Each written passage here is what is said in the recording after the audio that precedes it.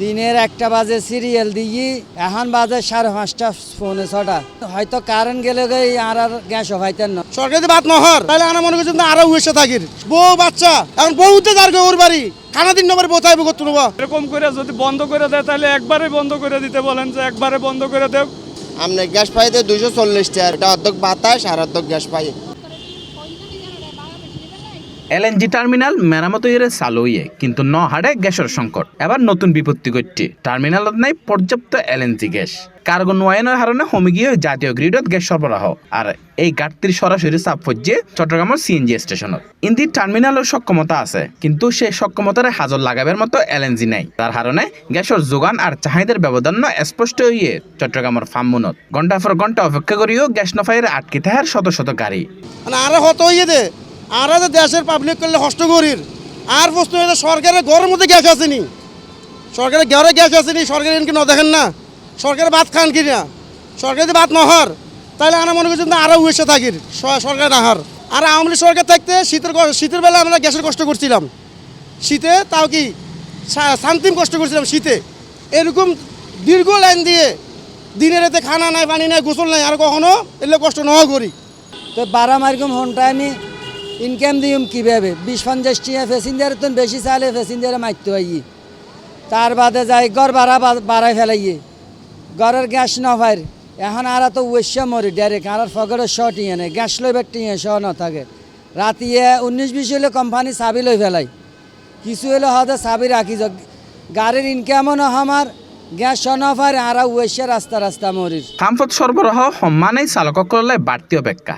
এখন গাড়িত গ্যাস লইতে যে সময় লাগিবার হঠাৎ তার চেয়ে হয় গুণ বেশি সময় লাগে লাইনত, যার কারণে কর্মঘণ্টা হমিজার গই আর হমিজার গই চালকসকলের আয়। 178 টাকার গ্যাস পাইছি 5.5 ঘন্টা সিরিয়াল দিয়ে। এই গ্যাস দিয়ে আমি বেশি হইলে 4 থেকে 5 ঘন্টা চালাইতে পারবো। এরপরে আর আমরা এখন এমন এক কষ্টে আছি, কোম্পানির ইনকামও দিতে পারি না, কেউ 1 টাকা ইনকাম কমও নেয় না। এগুলো নিয়ে আমাদের নিয়ে কেউ কথা বলে না, কেউ কিছু বলেও না। এরকম করে যদি বন্ধ করে দেয় তাহলে একবারে বন্ধ করে দিতে বলেন, যে একবারে বন্ধ করে দেব। এতদিন আমাদের গ্যাসের সমস্যা থাকবে, একবারে বন্ধ করে দেব, আমরা বাসায় যেয়ে ঘুমাবো। 1টা বাজে এই সিরিয়ালত দিলাম, এখন 6টা বাজে আপনি গ্যাস পাইতে 240 টাকা। এর ভিতরে মনে করেন আরা 1000-1200 টাকা চলাইলে গ্যাস শেষ হয়ে যাবে। এটা অর্ধেক বাতাস আর অর্ধেক গ্যাস পাই। আমরা বহুত কষ্ট আছে, সরকারের কাছে আবেদন জানাইতেছি আমাদেরকে গ্যাসটা যে একটু সুযোগ সুবিধা দেয়। আমরা এখানে কারেন্ট নাই, গ্যাস থাকলে কারেন্ট থাকে না, কারেন্ট থাকলে গ্যাস থাকে না। কিন্তু এই সংকটের পেছনে শুধু পাম্পের সরবরাহ ব্যবস্থার সমস্যাই নয়, মূল চাপান তৈরি হইয়ে এলএনজি সরবরাহ।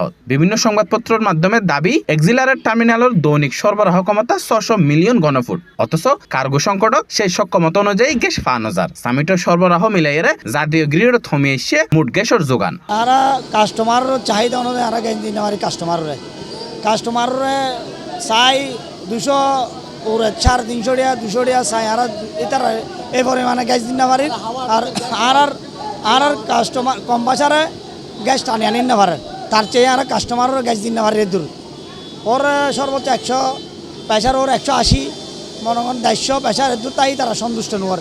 এই বিষয়ে আরপিজিসিএল চট্টগ্রামের উপব্যবস্থাপক প্রকৌশলী নাসির উদ্দিনের হাসে মুঠোফোনে জানতে চাওয়াইলে সি প্লাজারে জানাইয়ে বন্ধ। ওটা হচ্ছে আমাদের সেন্টার এখন 0, আর এসএলএনজি টার্মিনাল যেটা সামিট এলএনজি, ওটার থেকে আমরা ফুল সুইং এ দিচ্ছি 570 করে এখন সেন্ড আউট হচ্ছে। নতুন কার আজকেও একটা এলএনজি কার্গো আসছে সামিট এলএনজি টার্মিনালে, এটা অলরেডি সন্ধ্যা নাগাদ এলএনজি কার্গো ট্রান্সফার শুরু হবে। অলরেডি দুপুর নাগাদ এলং সেট হয়েছে। এমএলএনজি টার্মিনাল এক্সিলারেটর 23 তারিখ কার্গো আসবে, শিডিউল আছে। তবে চেষ্টা করা হচ্ছে এটা আরো একটু এগিয়ে আনার জন্য। স্যার, যদি কার্গো আসে তাহলে এই যে গ্যাসের সরবরাহটা স্বাভাবিক হতে কত সময় লাগবে? না, কার্গো আসার পর তো কিন্তু স্বাভাবিক, যেহেতু আমাদের 2টা টার্মিনালে এখন ওকে অনলাইনে আছে, কোনো সমস্যা টার্মিনাল কোনো সমস্যা নাই। সামিট তো ফুল সুইং এ দিচ্ছে, 570 করে দিচ্ছে, এবং কার্গো আসলে 23 তারিখ থেকে বা যদি এর আগেও আসে তাহলে এমএলএনজি টার্মিনালও ফুল সুইং এ চলবে। আশা করি গ্যাসের আর সমস্যা হবে না। অর্থাৎ সমস্যা শুধু টার্মিনাল বন্ধ তাহার নয়, টার্মিনাল চালু রাখার মতো এলএনজি কার্গো নিশ্চিত করাই এখন সবচেয়ে বড় প্রশ্ন। চাহিদার বিপরীতে সরবরাহ কমে যাওয়ার কারণে এর প্রভাব পড়ছে পরিবহনোত্তন শিল্প ব্যাগমিকাই। আমরা অনেক কষ্টতে আছি এখন বর্তমানে, মালিকরা জুলুম করতেছে। এখন ইনকাম নিতে হচ্ছে 1200 টাকা, আমরা 4 ঘন্টা 5 ঘন্টা গ্যাস পাম্পে সিরিয়াল দিতেছি। অনেক সময় গাড়ি নষ্ট হইলো গ্যারেজে যাচ্ছি, ইনকাম কম নাই, এদিকে গ্যাসের প্যারা, 5 ঘন্টা লাগতেছে গ্যাস নিতে, ইনকাম নিচ্ছে 1200 টাকা। হ্যাঁ, গ্যারেজে যাইলে অনেক সময় গাড়িটা নষ্ট থাকলে গাড়িটা ঠিক করলেও ইনকাম কম নাই, গ্যাস নিতে চাইলেও কম নাই। তো ওরা যেটা করতেছে এটা জুলুম। 100-এর মধ্যে 90টা কোম্পানি জুলুম করতেছে, 10টা কোম্পানি ভালো আছে, 90টা কোম্পানি 100-এর ভিতর 1 টাকাও কম নাই। যদি কম দিতে চাইলে বলে যে চাবি দেন। চট্টগ্রামের ফার্মপথ দাঁড়ায় থাকা এইসব গাড়ির দীর্ঘ সারি জানাইদের এর সংকট এখন কেবল গ্যাসের হিসাব নিকাশের সীমাবদ্ধ নাই, এর ফলে জড়াই আছে চালকসকলের কর্মঘণ্টা, আয় আর নগরীর স্বাভাবিক পরিবহন ব্যবস্থা। এখন অপেক্ষা নতুন এলএনজি কার্গো আইলে কি ফিরিব স্বাভাবিক সরবরাহ, নাকি আরও কিছুদিন চলিব এই দীর্ঘ অপেক্ষা? Naimur Rahman, C+ TV, Chittagong.